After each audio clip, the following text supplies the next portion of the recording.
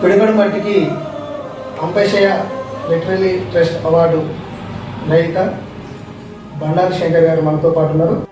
ఇంత దూరం వచ్చిన ఇంటర్వ్యూ కోసం నేను తీసుకునేది చిన్న అవార్డు. అయితే నా బాల్యం అంతా మా ఊరికే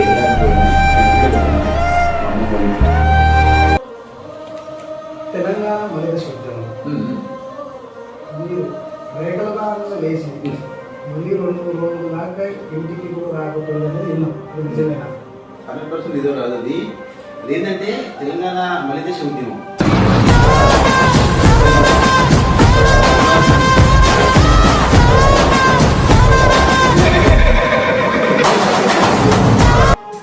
దళిత అస్తిత్వ ఉద్యమం వల్ల సమాజంగా జరిగిన ప్రభావం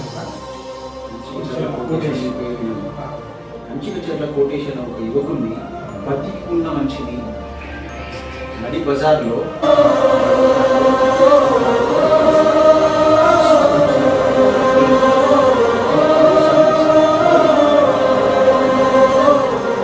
నా ఎడుకలో నాకు తెలివి వచ్చినాక ఆధునిక అస్తిత్వ ఉద్యమాలకు పునాది మంచిగా. నమస్తే, కంగ్రాచులేషన్ అన్న. నమస్కారం. థ్యాంక్ యూ రాజు గారు. నవీన్ ట్రస్ట్ వారు వచ్చినందుకు ధన్యవాదాలు. Thank you very much. Thank you. నాకు చెప్పండి, మీ యొక్క బాల్యం ఎలా జరిగింది? మీరు విద్యాభ్యాసం ఏ విధంగా జరిగింది?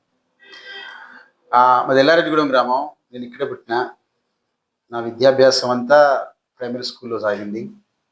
మా నాన్నకు నా మీద గారాభం ఎక్కువ ఉండడం వల్ల ఎర్లీ ఏజ్లో స్కూల్ పంపలేదు. 7 years వచ్చినాక పంపిండు. నేను బేసిక్గా భారీగా ఉండేవాడిని, లడ్డుగా ఎత్తుకుండేవాడిని. ఆనంద్ సార్ నన్ను చూసి, ఇవిడు ఇంత ఎత్తుండు, ఒకటో తత్తులు ఎట్లేస్తావు కోటే అన్నాడు.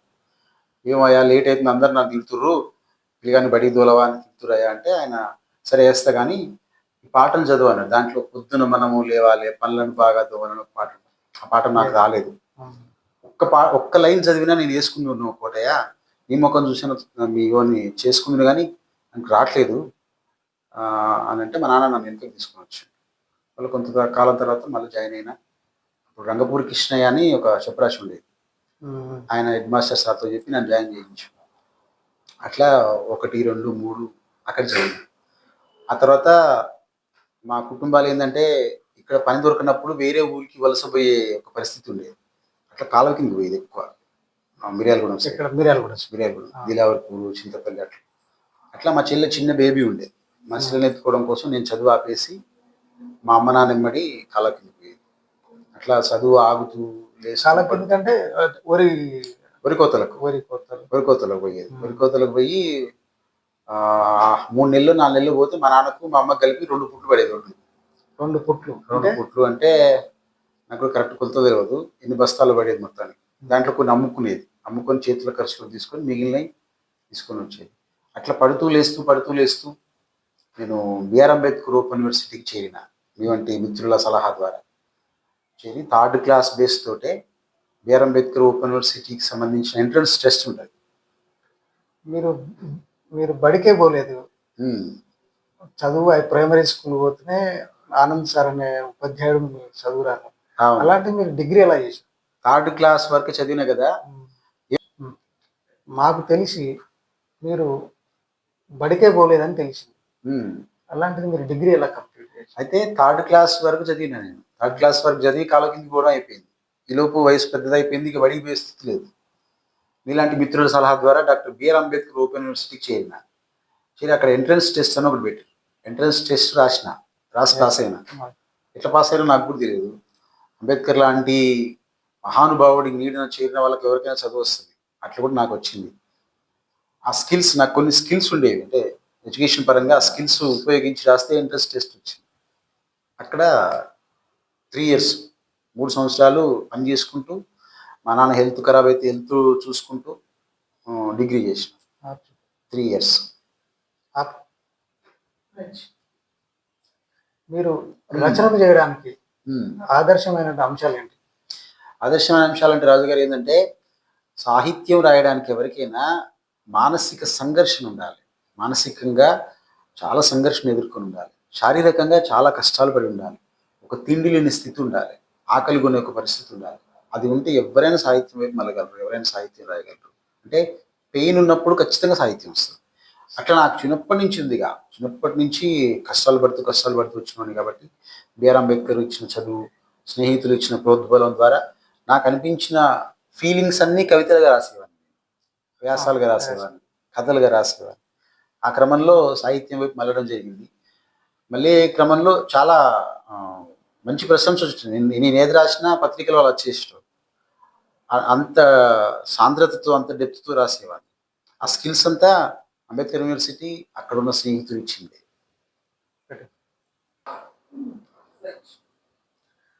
2018లో షిబ్బి కవిత సంపుటి, అలాగే 2023లో పిడికడి మట్టి అనే నవల, ఈ రెండింటి యొక్క నేపథ్యం ఏంటి? అలాగే మీకు రాయడానికి చాలా కారణాలు. షిబ్బి కవితా సంపుటి ఏంటంటే, నేను చాలా కాలంగా అంటే 2000 సంవత్సరం నుంచి 2001 సంవత్సరం నుంచి 98 నుంచి నేను రాసుకున్న కవితలన్నీ మళ్ళీ ఫిల్టర్గా రాసి కవితా సంపుటికి పనికొచ్చే విధంగా మళ్ళీ రీఎడిట్ చేసుకొని అన్ని కవితలు, అంటే అది మిశ్రమంగా ఉంటుంది. ఒక వాద కవిత్వం అనేది ఉండదు, అన్ని వాదాల కవిత్వం ఉంటుంది దాంట్లో. ఆ కవితలన్నీ ఒక చోట చేర్చి డాక్టర్ బిల్లి యాదయ్య గారు, డాక్టర్ కోయి కోటేశ్వరరావు గారి చేత ముందు మాటలు రాయించి ఆ బుక్ను తీయడం జరిగింది. ఆ బుక్ కోసం ఇక్కడికి నల్గొండకు సాహిత్య రంగంలో చాలా పెద్ద వ్యక్తి ఆయన, కొలకలూరు ఇనాక్, పద్మశ్రీ అవార్డు కూడా తీసుకున్నాడు ఆయన. ఆయన నల్గొండకు వచ్చి నా పుస్తకాన్ని ఆవిష్కరించడం జరిగింది. ఇక రెండోది పిడికెడు మట్టి. పిడికెడు మట్టి అనేది నవల. నవల ఏంటంటే మా నాన్న జీవితం ఆధారంగా రాసింది ఆ నవల. మా నాన్న జీవితం ఆధారంగా ఎందుకు రాసిందంటే, మా నాన్న చేసిన ప్రతి పనిలో నిజాయితీ, నిబద్ధత, క్వాలిటీని మెయింటైన్ చేసేవాడు. మా నాన్న అన్ని పనులు చేసేవాడు. మాకు ఇంట్లకు ఫుడ్ లేని రోజు కత్తి తీసుకొని పోయి కంబలు కోసుకొచ్చేవాడు. కంబలు కోసుకొచ్చి సుట్టుకుదురులు వెళ్ళేవాడు. సుట్టుకుదురులు అల్లి ఇట్లా ఊర్లోంచి ఒక రౌండ్ వేస్తే 10 సుట్టకుదురులు అయిపోయాయి. సుట్టకుదురులు అంటే మన అన్నం కుండలు ఉంటాయి కదా, పూర్వం కుండలు ఉండేవి. కుండలు కిందికి అటు ఇటు అనుకోకుండా చుట్టూ ఒక గుడ్డలాగా ఉండేది అనమాట. తాటి కమ్మలతో అల్లుతారు అది. ఆ సుట్టకుదురులు మా నాన్న పర్ఫెక్ట్ గా లేవాడు. కోటయ్య సుట్టకుదురులు అల్లినంటే బువ్వకుండా కదలదని ఆ సుట్టకుదురుల ఇట్లా మీదనే కొనేవాళ్ళు. సుట్టకుదురు 3 రూపాయలు 4 రూపాయలు. మా నాన్న గంట సేపటి అల్లేవాడు. అల్లి ఇక్కడ స్టార్ట్ అయ్యి అక్కడ ఎండ్ అయ్యేసరికి కోంటలు వీళ్ళు చేరేసరికి అయిపోయేది. అయిపోయిన పైసలు పట్టుకొని మళ్ళీ అప్పటికప్పుడు ఫుడ్ ఐటమ్స్ తీసుకొని వచ్చేది మా నాన్న. అట్లా మా నాన్న చేసిన ప్రతి పనిలో నిజాయితీ, నిబద్ధత ఉండడం. మీ నాన్నగారికి అదే వృత్తి ఇంకా ఏమైనా చేసి? మా నాన్న బేసిక్ వృత్తి చెప్పులు కుట్టడం. చెప్పుల పని దొరికినప్పుడు, చెప్పులు అమ్ముడు పోనప్పుడు, చెప్పులు ఎవరు కుట్టించుకున్నప్పుడు మాత్రం మిగిలిన పనులు చేసేవాడు. మా నాన్న గడ్డి దొక్కేవాడు, గాతులు తీసేవాడు, వరిగొయ్య పోయేవాడు, నాట్లు వేసేటోడు, చాలా పనులు. మా నాన్నకు రాని పని లేదు. అమ్మగారు ఏం చేసేవారు? మా అమ్మ కూడా మా నాన్న బిడ్డ కూలిని పని చేసేది. మా అమ్మ ఈ ఊర్లో కత్తుల రామస్వామి అనే భూస్వామి బిడ్డ. చాలా ఆయనకు బాగా ఆస్తులు ఉండేవి, కానీ మా అమ్మ అవన్నీ ఏవి తీసుకోకుండా మా నాన్న బిడ్డే కష్టపడి బతికింది. అట్లా జరుగుతున్న క్రమంలో మా నాన్న పటేళ్ల దగ్గర నుంచి చుట్టుపక్కల ఉన్న చెరువుగట్టు కానీ, శీర్వాయిగూడెం కానీ, ఎల్లారెడ్డిగూడెంలో ఉన్న పటేళ్ళందరికీ మా నాన్న చెప్పులు కుట్టేవాడు. మన ఊర్లో ఉన్న మాదిగోలు, ఇది అతిశయోక్తి కాదు, మన ఊర్లో మాదిగోలు ఎవరు కుట్టినా మెచ్చకపోయేదాన్ని. కోటయ్య గట్టి కుడతారు రా చెప్పులు, కోటయ్యతోనే కుట్టించుకోవాలని మా నాన్నకు ఒక బ్రాండ్ ఉండేది. అట్లా అందరికీ, అంటే మా నాన్న ఎంత గొప్ప వ్యక్తి అంటే, దాసరోళ్ళ దగ్గర నుంచి, చెంచోళ్ళ దగ్గర నుంచి బాగా డబ్బులు, ఆస్తులు, భూములు, ఎకరాల కొద్ది భూములు ఉన్న, పిడికెడు మీసాలున్న రెడ్డోళ్ళ దాకా మా నాన్న అందరికీ చెప్పులు కుట్టాడు. మా నాన్న చాలా పెద్ద పాదసేవని, మా నాన్న అంత పుణ్యంగా బతికింది. సో నేను ఏమైనా రాయాలనుకున్నప్పుడు ఏమి రాయాలని ఆలోచిస్తే మా నాన్న జీవితానికి సంబంధించిన నేపథ్యమే నాకు పెద్ద వస్తువుగా కనబడింది. దీని మించిన వస్తువు లేదని నేను మా నాన్న జీవితాన్ని ఆధారంగా చేసుకొని మా నాన్న యుక్త వయసు నుంచి ఆయన చనిపోయే వరకు ఆ నవలను రాయడం జరిగింది. అంటే పిడికెడు మట్టి అని ఎందుకు టైటిల్? పిడికెడు మట్టి అని ఎందుకు పెట్టుకున్నానంటే, మనిషిని బొందబెట్టినాక ఎవరైనా బయట పిడికెడు మట్టి వేసి వస్తారు.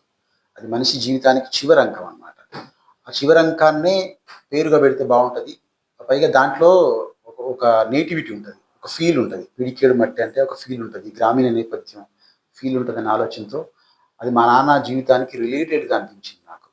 అందుకే ఆ పేరు పెట్టి ఆ నవలను రాయడం. ఇంతకుముందు కూడా ఒక డైలాగ్ మర్చిపోయినా, షిబ్బి అనే నవలకి షిబ్బి అనే అసలు ఏంది ఆ టైటిల్ షిబ్బి అనేది ఎందుకు వచ్చిన షిబ్బిని ఎక్కడ వాడతారు అది అసలు? షిబ్బి అంటే మనం అన్నం గంజి ఫస్ట్ టైం వింటున్నాం షిబ్బి అనేది. అన్నం గంజి ఉంచుకుంటాం. అప్పుడు ఏంటంటే అన్నాన్ని గంజిని వేరు చేయడానికి మధ్యలో వాడే ఒక జల్లి లాంటిది. ఒక అన్నం అంటే మనం అప్పట్లో ఇప్పుడు ఉడకబెడతారు అట్లా కాదు. ఇప్పుడు కుక్కర్లలో ఉడకబెడతారు అన్నమే కదా అసలు. పూర్వం కలి ఉంచేవాళ్ళు, అన్నాన్ని కలిపెట్టేవాళ్ళు. ఫస్ట్ కలి అంటే అది కలి అంటే ఆ గంజి లాంటిది, ఒకలాంటి కలి, దాన్ని తయారు చేస్తారు. దాన్ని ఎక్స్పర్ట్స్ పడతారు, ఒక పెద్దవాళ్ళు బట్టి ఆ కలిని అందరికి ఇస్తారు. దాంట్లో నీళ్ళలో పోసుకొని దాన్ని కలిపి ఉండని సపరేట్ ఉంటుంది పక్కకు. దాన్ని స్టోరేజ్ చేస్తారు ఎప్పుడు? స్టోరేజ్ చేసి ఎప్పుడు వేడి చేస్తూ ఉంటారు. దాన్ని కలి అనేది సపరేట్ ఉంటుంది. దాన్ని పొయ్యి మీద పెట్టినప్పుడు అన్నం నీళ్లు గంజి పోసిన తర్వాత దాంట్లో కలి పోసేవాళ్ళు. కలి పోస్తే అన్నం పుల్లలు పుల్లలు అసలు ఒకలాంటి స్వీట్నెస్ వచ్చేది. ఆ గంజి కూడా చాలా టేస్ట్ ఉండేది, చాలా బలం ఉండేది. అయితే ఈ అన్నాన్ని ఎక్కువ నీళ్ళు పోసేవారు. బేసిక్గా ఇప్పుడు ఏంటంటే లిమిటెడ్ నీళ్ళు పోస్తారు అన్నం వండడానికి, లోపలనే ఉడికిపోతాయి. అట్లా కాదు, సగం బియ్యం పోస్తే సగానికంటే ఎక్కువ నీళ్ళు పోసేవారు. ఆ నీళ్ళన్నీ గంజిగా అయ్యేవి. ఆ గంజిని అన్నాన్ని వేరు చేయాలంటే మధ్యలో చిబ్బి లాంటి దుస్సేరు తీగతో అల్లుతారు. దాన్ని దుస్సేరు తీగ, అది కూడా చెట్టేనా? చెట్టు, అది తీగలాగా పారుతుంది. దానికి ఆకులు తక్కువ ఉంటాయి, పొడుగు ఎక్కువ ఉంటుంది, కాండం ఎక్కువ. దాన్ని తీసుకొచ్చి ఏం చేస్తారంటే ఫస్ట్ నానబెడతారు. నానబెట్టి మళ్ళీ ఎండబెడతారు, మళ్ళీ నానబెట్టి అప్పుడు గట్టిగా అవుతుంది. అది ఇట్లా గుంజిన దగ్గర నీకు దాన్ని ఏం చేస్తారంటే ఒక క్రమ పద్ధతిలో అల్లుతారు రౌండ్గా. అన్నం అంటే అన్నం గింజలు కూడా పోకుండా దగ్గరగా అల్లుతారు. మళ్ళీ గంజి పోతుంది కానీ అన్నం గింజలు ఓన్లీ వాటర్ ఒకటి బయటకు. అది కూడా ఒక కళ, అదొక ఆర్ట్. అది షిబ్బి. దాని నేపథ్యంగా తీసుకుంటే ఆ టైటిల్ ఎందుకు పెట్టినంటే షిబ్బి అనేది మనం అన్నింటిలో వాడిన వస్తువు. నా కవితలో అన్ని అంశాలకు సంబంధించినవి, సో దానికి రిలేటెడ్ అనిపించింది నాకు. అట్లా షిబ్బి అని టైటిల్ పెట్టి ఆ పుస్తకం రాయడం జరిగింది. సమాజంపై సాహిత్య ప్రభావం ఎంత? చాలా ఉంటుంది రాజు. సాహిత్య ప్రభావం సమాజం మీద ఇప్పుడే కాదు, పూర్వకాలం నుంచి కూడా ఉంటుంది. అది సినిమా సాహిత్యం అవ్వచ్చు, సామాజిక సాహిత్యం అవ్వచ్చు. ఒక పాట అయినా, ఒక మాట అయినా, ఒక కవిత అయినా, ఒక వ్యాసం అయినా, ఒక కథ అయినా చాలా ప్రభావితం చేస్తుంది. అది ప్రత్యక్షంగా కనబడదు. ఇప్పుడు రాజకీయ నాయకులకు కూడా ప్రచారం చేసుకోవాలంటే పాటలే కావాలి, పాటలో సాహిత్యం కావాలి.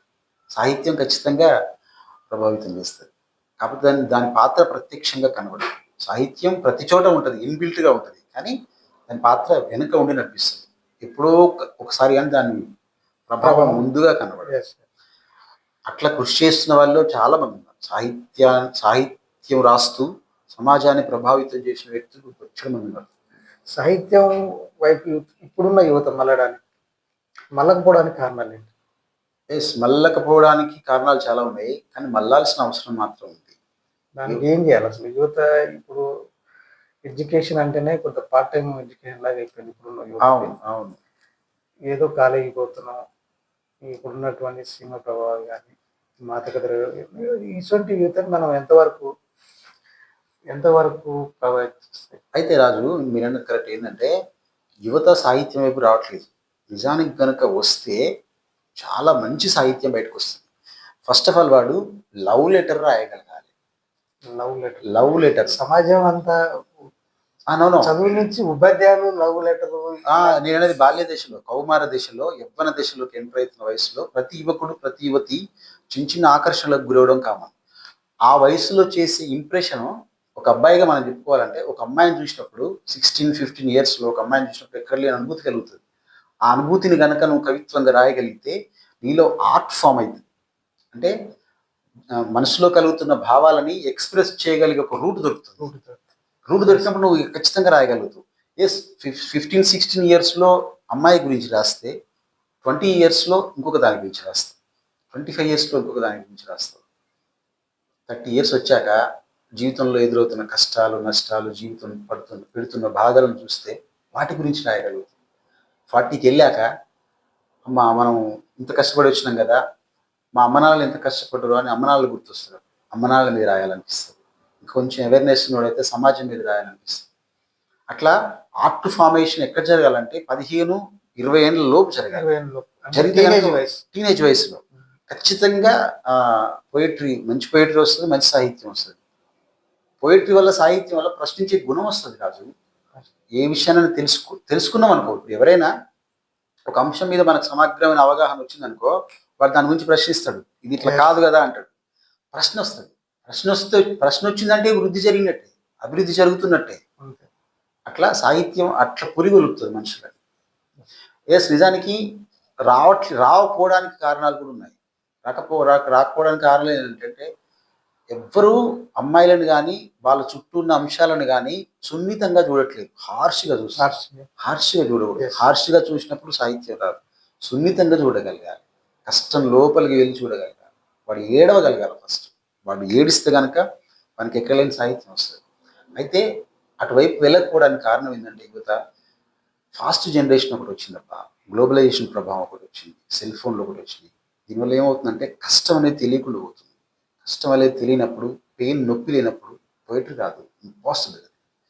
అట్లా చాలామంది మీరు అన్నట్టుగా మారక ద్రవ్యాల వైపు, గంజాయి వైపు ఇప్పుడున్న గ్రంథాలు కానీ బుక్ పట్టుకునేటువంటి లేరు. సోషల్ మీడియా అంతా లైబ్రరీలో రాజుగారు, లైబ్రరీలో ఉద్యోగం కోసం ప్రిపేర్ అయ్యేవాడు తప్ప వేరే కామన్ గా వెళ్ళి చదివేవాడు లేడు.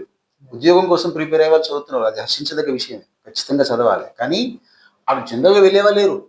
ఉద్యోగం ఎందుకంటే నా బతుకు ఉపయోగపడుతుంది కాబట్టి వాడు అన్ని పని చేసిపోయి చదువుతున్నాడు. అమ్మాయిలు కూడా, పెళ్ళైన అమ్మాయిలు కానీ పెళ్లి కాని అమ్మాయిలు కానీ వచ్చి చదువుతున్నారు, సంతోషమే. కానీ జనరల్గా వెళ్ళి సామాజిక అవగాహన కోసం పుస్తకం బట్టి చదివే యువత లేదు.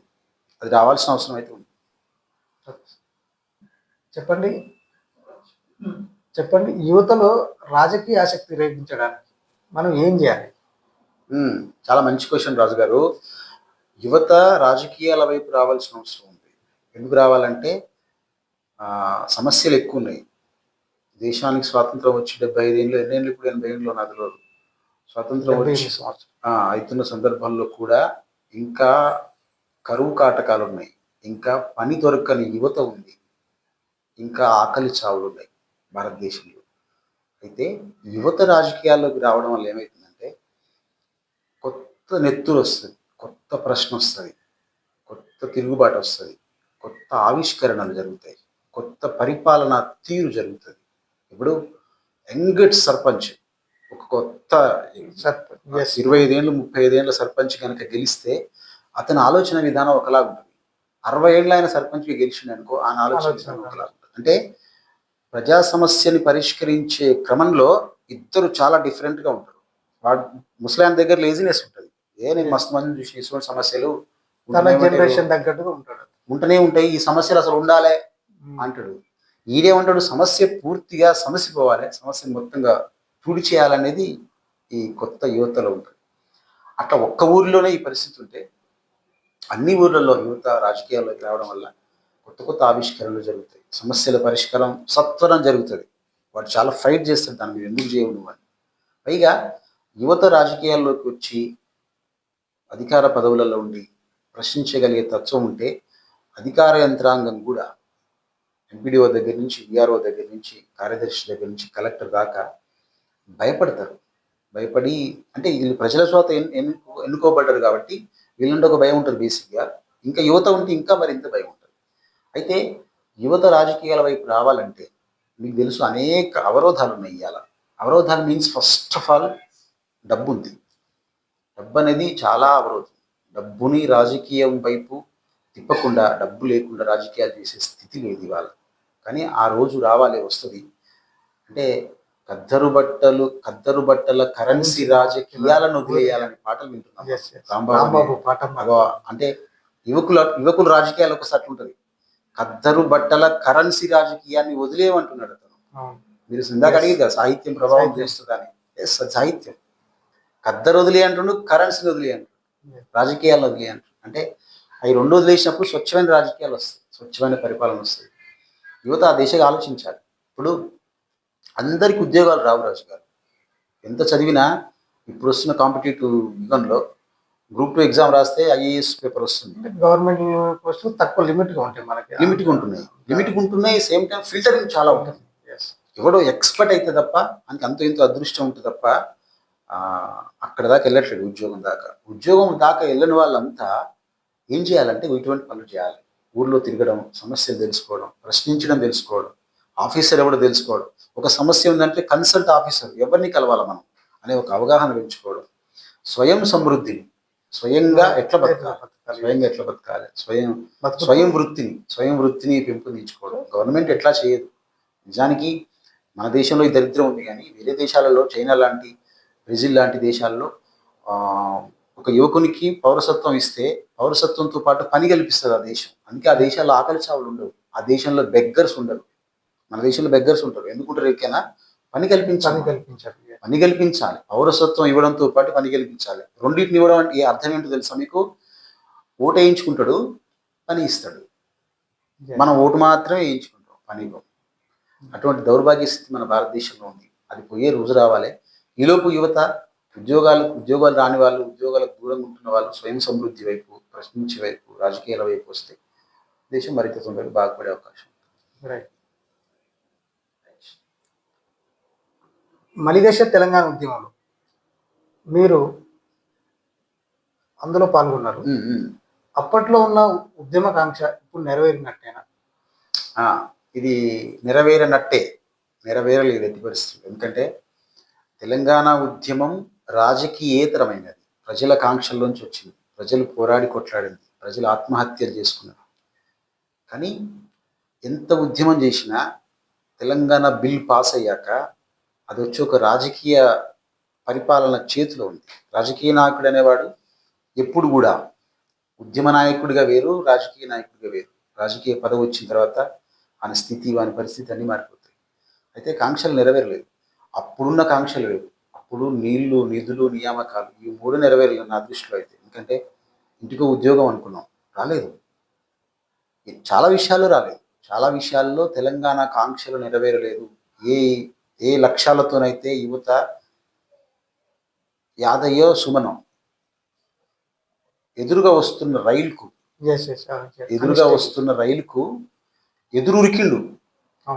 దానికి చాలా గట్స్ కావాలి, దాని వెనుక చాలా ఆకాంక్ష ఉండాలి. నేను చచ్చిపోయినా ఏం లేదు, నా తర్వాత వాళ్ళకు ఉద్యోగాలు వస్తాయి, నా తర్వాత వాళ్ళ జీవితాలు నిలబడతాయి, తెలంగాణ రాష్ట్రం సాధిస్తే అనే ఒక ఎంత బలమైన కాంక్ష ఉండాలి. రైలుకి ఎదురుకుడేంది, దానికి చాలా గట్స్ కావాలి.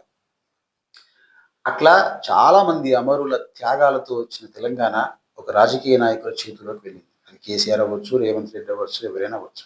రాజకీయ నాయకుడి చేతి అంటేనే ఇక అది అందరి ద్రాక్ష. అది మెల్లగా మెల్లగా మెల్లగా ప్రజలకు దూరం అయ్యే పరిపాలన అయింది. ఆంధ్రప్రదేశ్ భౌగోళిక పటం మీద చిన్న గీత వచ్చింది మధ్యలో, తప్ప నా దృష్టిలో ఏం జరగలేదు.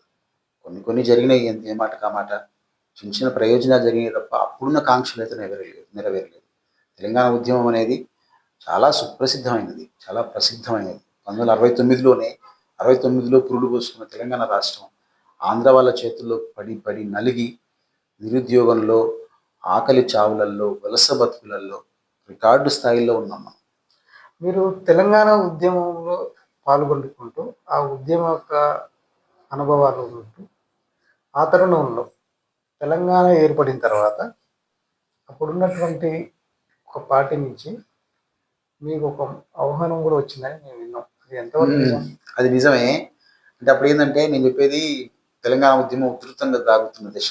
అప్పుడంతా నేను తెలంగాణ విద్యావంతుల వేదిక, ప్రొఫెసర్ హలగోపాలు, ప్రొఫెసర్ బాలగోపాలు, వీళ్ళ ఐడియాలజీ ఉండేది నాకు. ఆ బడాన్ అయితే ఎవరో కాదు, ఆ పార్టీ ఎవరో కాదు, టీఆర్ఎస్ పార్టీ, జగదీష్ రెడ్డి.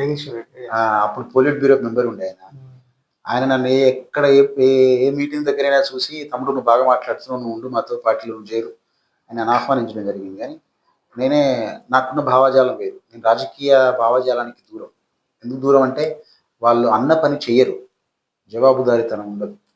అది నన్ను చాలా బాధిస్తుంది. నాకు అంటే ఒక వ్యక్తి అనేవాడు నిజాయితీగా అన్న మాటకు కట్టుబడి ఉండాలి. జనరల్ పీపులే అట్లా ఉండాలి. అటువంటిది రాజకీయ నాయకులు ఇంకెక్కువ ఉండాలి, ఎందుకంటే ప్రజల చేత ఎన్నుకోబడతారు కాబట్టి. అట్లా నాకు రాజకీయాల మీద విశ్వాసం లేదు, రాజకీయ నాయకుల తీరు మీద విశ్వాసం లేదు. అట్లా నేను ఆయన్ని తిరస్కరించడం మీన్స్ సరే సార్ వస్తా సార్ అనగా నేను పోలేదు. వాళ్ళు ఎక్కడ కలిసినా ఆయన నన్ను గుర్తుపట్టి మాట్లాడతాడు. మొన్న జరిగిన కవి సమ్మేళనం తెలంగాణ యాజిటేషన్ రోజు కూడా కవుల లిస్ట్ అంతా నేనే సమకూర్చి ఇచ్చిన ఆయనకు ఇస్తే, డిబిఆర్ఓ గారు, కలెక్టర్ గారు ముందుగా ఆయనే జ్యోతి వెలిగించు, నువ్వే వెలిగించని చెప్పి అందరు 6-7 ఎమ్మెల్యేలు ఉన్నారు, 150 మంది ఆడియన్స్, డిస్ట్రిక్ట్ ఆఫీసర్స్, కలెక్టర్ అందరు ఉన్నా నాతోనే వెలిగించమన్నాడు. మీరు ఆర్టీసీ బస్సులో కూడా చూసినాం, దేశ యాసల నందు తెలంగాణ తెలంగాణ యాస. యాస లెస్స. అవును. ఆ టైటిల్ ఎట్లా మీకు ఎట్లా వచ్చింది అసలు? అదేంటిదంటే తెలంగాణ ఉద్యమం జరుగుతున్న క్రమంలో ఉమ్. ఆంధ్రోలు మన మన అంశాలు, అంటే మనకి ఎన్ని అంశాలు ఉన్నాయో అన్ని అంశాల మీద దాడి. దాడి చేసి వీళ్ళని ఎట్లా బెండ్ చేయాలనేది ఉండాలి. ముఖ్యంగా యాస. అయితే ఇక చివరికి ఏమొచ్చిందంటే మనం మాట్లాడే తీరును కూడా ఎక్కిరించడానికి వచ్చింది. గిట్లేంది గట్లేంది, అసలు అది తెలుగు భాషే కాదు. అక్కడ ఉన్న ఒక కవి అయితే మీరు తురుష్కాంధ్రులు అన్నాడు. తురుష్కాంత్. తుర్కోలతో కలిసి ఉండే ఆంధ్రులు అన్నాడు. మీరు ఆంధ్రులు కారు, తుర్క వాళ్ళతో కలిసి ఉండే వాళ్ళని దాని అర్థం తురుష్కాంధ్రులు అంటే. తురుష్కాంధ్రులు, yes. అటువంటి యావగింపులు వచ్చిన తర్వాత, అవహేళనలు వచ్చిన తర్వాత నేనేం చేసినట్టు దేశ భాషలందు తెలుగు లేస్తాను. నిజమే, ఎస్, దేశ యాసలందు తెలంగాణ యాస లేస్తా. ఇది కొంచెం కాంప్లికేటెడ్గా, కాంట్రవర్సీగా ఉంటుంది. ఎస్, నాకు కాంట్రవర్సీ కావాలి. మీరు చేసేది కాంట్రవర్సీ కదా. మీరు తొక్కదొక్కి బుస్మనొద్దంటే ఎట్లయితుంది అని నేను దేశ యాసలందు తెలంగాణ యాస కింద బండారు శంకర్ అని నెంబర్ వేసి నెంబర్ వేసేది బస్సులలో చూసినాం. 1000 స్టిక్కర్లు కొట్టించి ఏడ బస్సు కనబడితే ఆడ ఏడ అసలు పబ్లిక్ ఇప్పటికి చాలా మంచి మెయిన్ డోర్ కి ఉండేది ఇక్కడ. అది నాకు ఎంత పేరు తెచ్చిందంటే, ఎన్ని గొడవలు తెచ్చిందంటే, ఎంత డిస్కషన్ పెట్టించిందంటే, ఆ ఒక్క వర్డ్.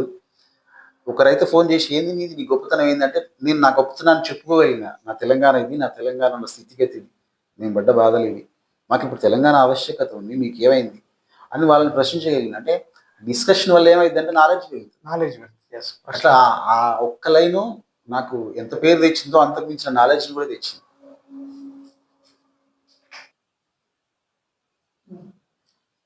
దళిత సాహిత్య ఉద్యమాల వల్ల సమాజం మీద చూపిన ప్రభావం ఎంత? డెఫినెట్గా దళిత సాహిత్య ఉద్యమాలు మన దళిత కుటుంబాలు, దళిత జాతి మీదనే కాకుండా జనరల్గా ఉన్న సమాజం మీద కూడా చాలా ప్రభావం అనిపించినాయి. అందుకు చాలా ఉదాహరణలు ఉన్నాయి. గుర్రం జాషువా దగ్గర నుంచి మొదలు పెట్టుకుంటే ఇప్పుడు నా దాకా, నా తర్వాత రాస్తున్న వాళ్ళ దాకా దళిత సాహిత్య ఉద్యమాలు చేసిన ప్రభావం, వాటి కృషి చాలా గొప్పది. అవి పుట్టుకు రావడానికి చాలా కారణాలు ఉన్నాయి. దళిత సాహిత్యం పుట్టడానికి చాలా కారణాలు ఉన్నాయి. 1969-70 కాలంలో ఆ ప్రాంతంలో కంచికచర్ల అనే ఒక ఊరు, నందిగామ, కృష్ణా, కోటేష్ అనే ఒక వ్యక్తిని, బతికి ఉన్న మనిషిని నడి బజార్ల కరెంటు స్తంభానికి కట్టేసి విపరీతంగా కొట్టి, రక్తం కారుతున్నా పట్టించుకోకుండా కిరోసిన్ పోసి తగలబెట్టి చంపారు. అక్కడున్న వెలమలు, కర్ణాలు, దొరలు. 69లో చాలా విపరీతమైన రాచరికం ఉన్నది వాళ్ళది. కారణం ఏంటిదంటే అతని మీద దొంగతనాన్ని మోపారు. కంచికచర్ల కోటేష్ అని ఒక మాదిగ దళిత యువకుడు, అప్పటికి బహుశా 20-25 ఏళ్ళ యువకుడు, చాలా అమూల్యమైన జీవితం ఉన్న యువకుడు. దొంగతనం మోపి వాళ్ళ స్త్రీలతో అక్రమ సంబంధాన్ని ఉందనే ఒక నెపాన్ని అతని మీద వేసి నటి రోడ్డు మీద తగలబెట్టి చంపితే వారం రోజుల దాకా దాని మీద కేసు ఫైల్ కాలేదు. అక్కడున్న దొరల ప్రభావం వల్ల దళితులు ప్రశ్నించే స్థితిలో అప్పుడు లేరు. ఆ న్యూస్ని ఆడపడి బాబు జగ్జీవన్ రామ్ ఆ టైంలో సెంట్రల్ మినిస్టర్గా ఉన్న జగ్జీవన్ రాము ఆ ఊరికి వచ్చి ఏమైందో తెలుసుకున్న తర్వాత అక్కడ కేసు ఫైల్ అయ్యే స్థితి లేదు. అటువంటి ఒక దళితుల మీద జరిగిన దాడులు అనేకం, చాలా ఉదాహరణలు చెప్పొచ్చు. ఆ ఊర్లో పుట్టిన వాడే కలికూరి ప్రసాద్.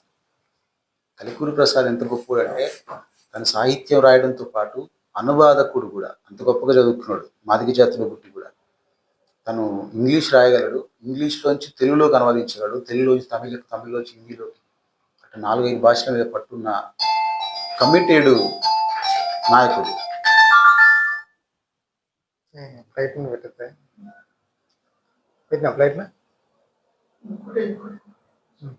అట్లా కమిటెడ్ ఉన్న నాయకుడు, అంత కమిటెడ్ ఉన్న సాహిత్యకారుడు, చాలా గొప్ప గొప్ప పాటలు రాసింది, గొప్ప గొప్ప సాహిత్యాన్ని ఇచ్చింది.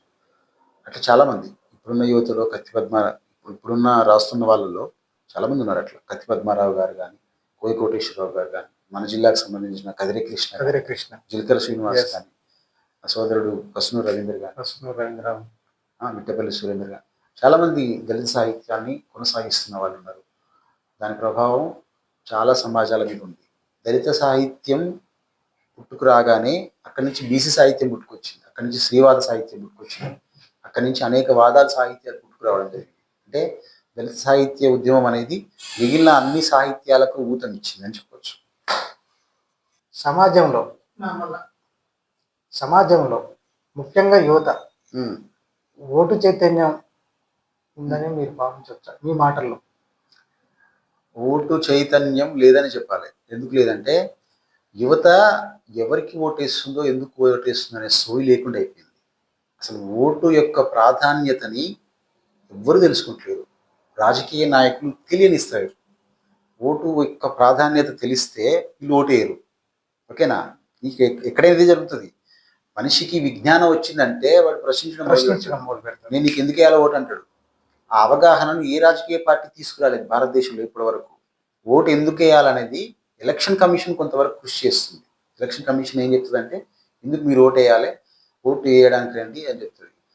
ఎలక్షన్ కమిషన్ ఎందుకు చెప్తుంది? ఇకైనా ఓటు శాతాన్ని పెంచడానికి చెప్తుంది తప్ప ఓటు ఎందుకు వేయాలి అసలు. First of all doctor BR Ambedkar ఇచ్చిన రాజ్యాంగం ద్వారా ఎన్నుకోబడుతున్న ప్రజాప్రతినిధులకు మనం ఓటు ఎందుకు వేయాలి అనే విషయంలో ఎలక్షన్ కమిషన్ ఇవ్వదు, రాజకీయ పార్టీ ఏది ఇవ్వదు.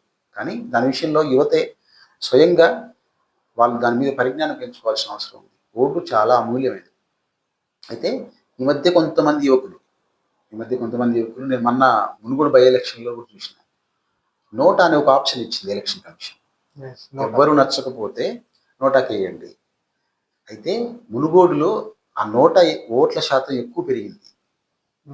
ఎందుకేనా నేను కూడా నోటాకి వేస్తాను. చాలాసార్లు నేను నోటాకి వేసిన. ఎప్పుడు నేను ఎవరికి ఓటేను ఇప్పుడు చెప్తున్నా ఆన్ ద రికార్డు. నోటాకి ఎందుకు వేసినావు? నోటాకి వేస్తే ఓటు మురిగిపోద్ది కదా అంటారు. మురిగిపోవడం కాదు అది. ఓటు అనేది అభిప్రాయం మన హక్కది, మన స్వతంత్రత. మురిగిపోవడం అనేది ఎందుకంటారు? ఇది ఎవరన్నా మాకన్నా పడు కదా, నాకు పడకుంటే వాడు శత్రువు అయితే వానికన్నా పడు కదా. ఎంతసేపటికి అంటే ఈ దొంగలు కలిసి పంచుకుంటారు. ఈడు దొంగే ఆడు దొంగే, కానీ నాకు పడకుంటే కానీ ఆ దొంగ కన్నా పడు కదా, వాడనే దేనికన్నా పనికొచ్చు కదా అనే ఒక పరిస్థితి ఉంటుంది. అయితే ఈ నిరసన నేనేం కోరుకుంటానంటే ఈ నిరసన మరింత పెరగాలి.